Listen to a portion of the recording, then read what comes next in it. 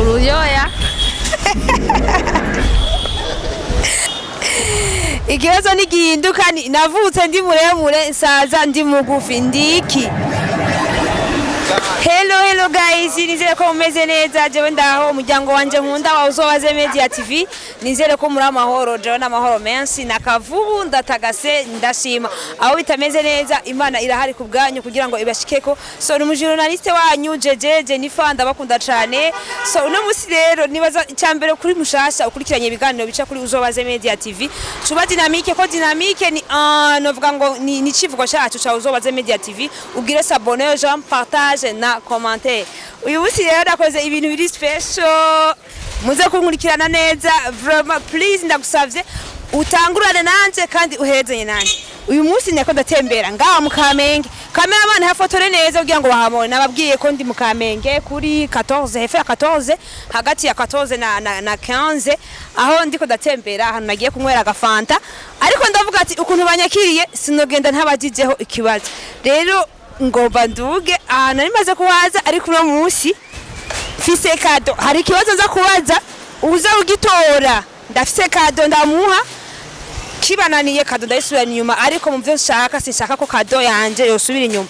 Cameraman rero naze ngende hejuru kugira ngo ndabe abariyo tuvugane kugira ngo uza utora kino kibazo aze guca atahana iyo kado. Nawe uri kurankurikirana ube attentif ukagitora rimikasi yawe ucisiga muri commentaire. Cameraman twagiye.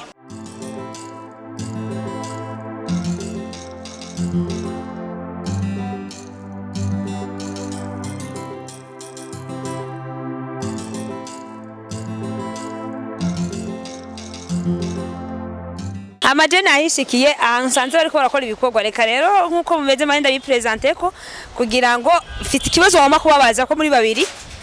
Ico kibazo ugitora nateguye kado aca yitahana kibaraniye kado irasubira inyuma. Ni sawa? Ni sawa. Umeze neza?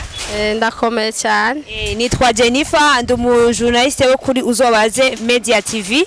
Hariho ikibazo nabateguriye uza ugitora agashimye aza gushakegukana sivyo none.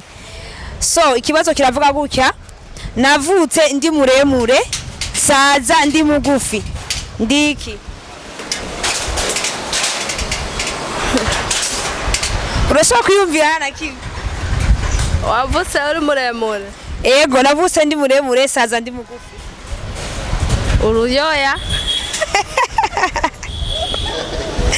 Ikibazo kirabunaniye reka tubanaye n'uwundi. Ni sawa? Ni sawa. Meze neza? Cyane gose. Nkuko nabibwiye nitwa Jennifer canke Jeje ndi journaliste wo kuri Uzobaze Media TV. Ikibazo nshaka indi nyese nahinduye kiravuga gutya navutse ndi muremure saza ndi mugufi ndiki.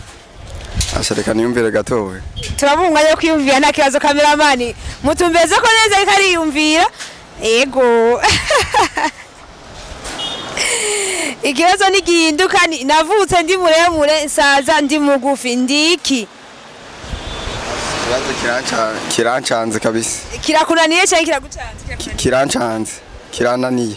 Kirakunaniye. Undi murayita yari nje ndafite kado. Iyo kado shaka kuyisubirana inyuma vraiment kubona shitano hayi. Ndakubaze nawe. Na undi muntu. So guys nibaza rero ko ikibazo murumva kirananiye abantu bose nayiko ndakibaza ntabwo washoboye kugitora ikado yanje ndayisubiranye inyuma vraiment inyishu ndaza kuyiba gusa rero igituma inyishu zayitangira imbere ya kamera abazogitora muri commentaire mwandike ko ucusigaho rimikashi yawe nzoca ndagigora Jennifer wanyu kuri inyuma ya kamera hari Prince wa mu cameraman mwiza cyane mukunda nanye ndabakunda ciao ciao nawe buta